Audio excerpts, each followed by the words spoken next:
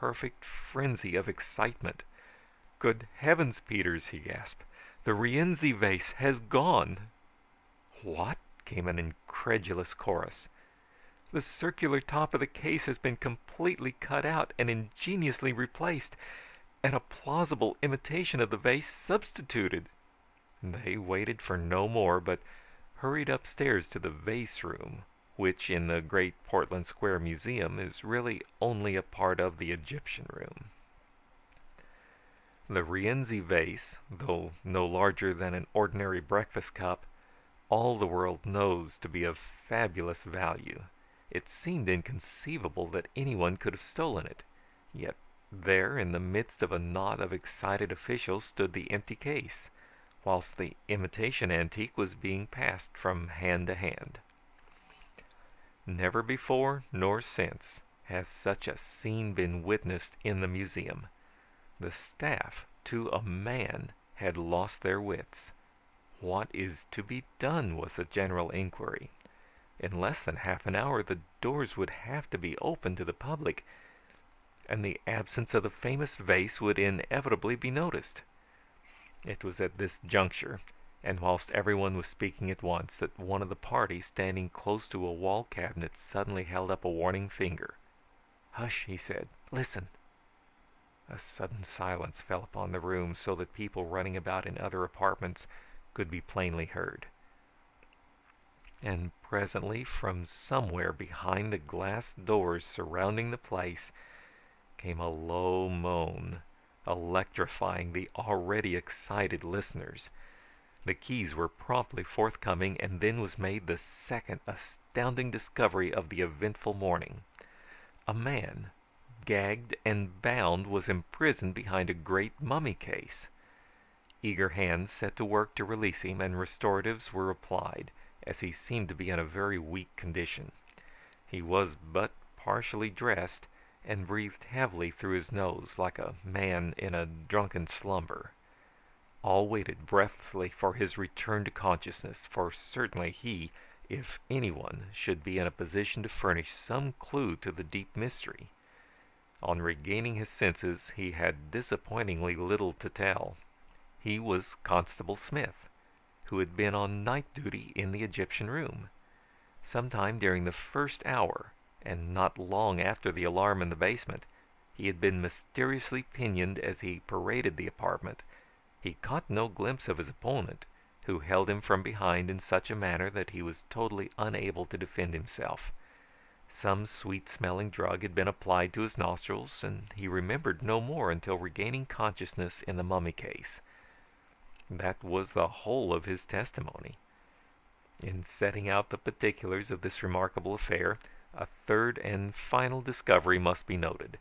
The three men who had been directed to examine the Etruscan room brought to light a bundle of old garments, containing an ancient opera hat, a faded frock coat, a pair of shiny trousers, and a pair of elastic-sided boots. They were wedged high up at the back of a tall statue, where they had evidently escaped the eyes of all previous searchers. That constituted the entire data upon which investigations had to be based. The Egyptian room was closed indefinitely for repairs. No further useful evidence could be obtained from anyone. Several witnesses furnished consistent descriptions of the shabby stranger with the hollow cough, but it may here be mentioned that no one of them ever set eyes upon him again. The inspector, the sergeant, and the fireman solemnly swore to have visited the Egyptian room at the end of each hour throughout the night, and to having found the constable on duty as usual. Smith swore with equal solemnity that he had been drugged during the first hour and subsequently confined in the mummy case. The matter was carefully kept out of the papers, although the museum, throughout many following days, positively bristled with detectives. As the second week drew to a close and the Egyptian room still remained locked, well-informed persons began to whisper that a scandal could no longer be avoided. There can be no doubt that in many quarters Constable Smith's share in the proceedings was regarded with grave suspicion. It was at this critical juncture, when it seemed inevitable that the loss of the world famous Rienzi vase must be made known to an unsympathetic public, that certain high authorities gave out that the vase had been removed and that none of the night staff were in any way implicated in its disappearance. On this announcement being made, several strange theories were mooted. Some stated that the vase had never left the museum. Others averred that it had been pawned to a foreign government. Whatever the real explanation, and the secret was jealously guarded by the high-placed officials who alone knew the truth, suffice it that the Egyptian room was again thrown open and the Rienzi vase shown to be reposing in its usual position. Now that it again stands in its place for all to see, there can be no objection to my relating how I once held the famous Rienzi vase in my possession for 12 days. If there be any objection, I am sorry. You must understand I am no common thief, no footpad. I am a person of keenly observant character, and my business is to detect vital weaknesses in great institutions and to charge a moderately high fee for my services. Thus I discovered that a certain famous tiara in a French museum was inadequately protected, and accordingly removed it, replacing it by a substitute.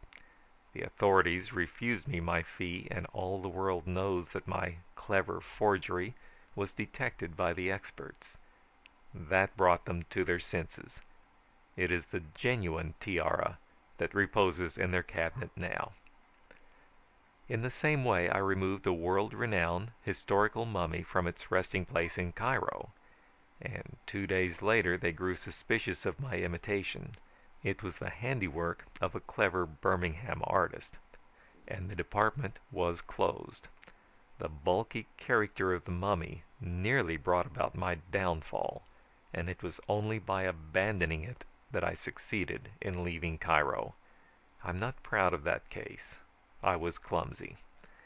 But of the case of the Rienzi vase I have every reason to be highly proud. That you may judge of the neatness and dispatch with which I acted, I will relate how the whole business was conducted. You must know, then, that the first flaw I discovered in the arrangements at the great Portland Square Museum was this: the wall cases were badly guarded.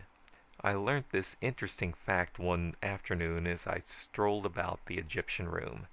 A certain gentleman, I will not name him, was showing a party of the ladies round the apartment. He had unlocked a wall case and was standing with a handsome bead necklet in his hand, explaining where and when it was found. He was only a few yards away, but with his back toward the case. Enough.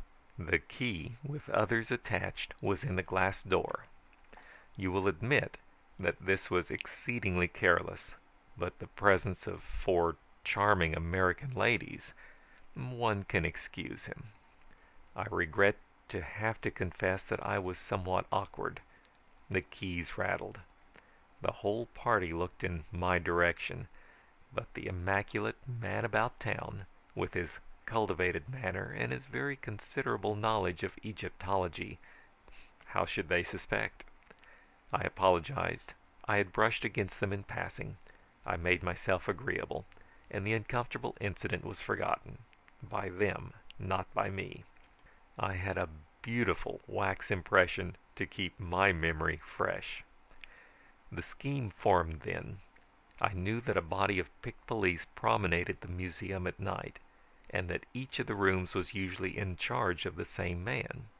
I learnt later that there were 3 bodies of men, so that the same police were in the museum but 1 week in every 3.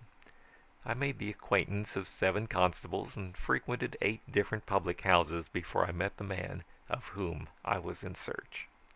The first policeman I found, who paraded the Egyptian room at night, was short and thick-set. I gave him up as a bad job. I learned from him, however, who was to occupy the post during the coming week, and presently I unearthed the private bar which this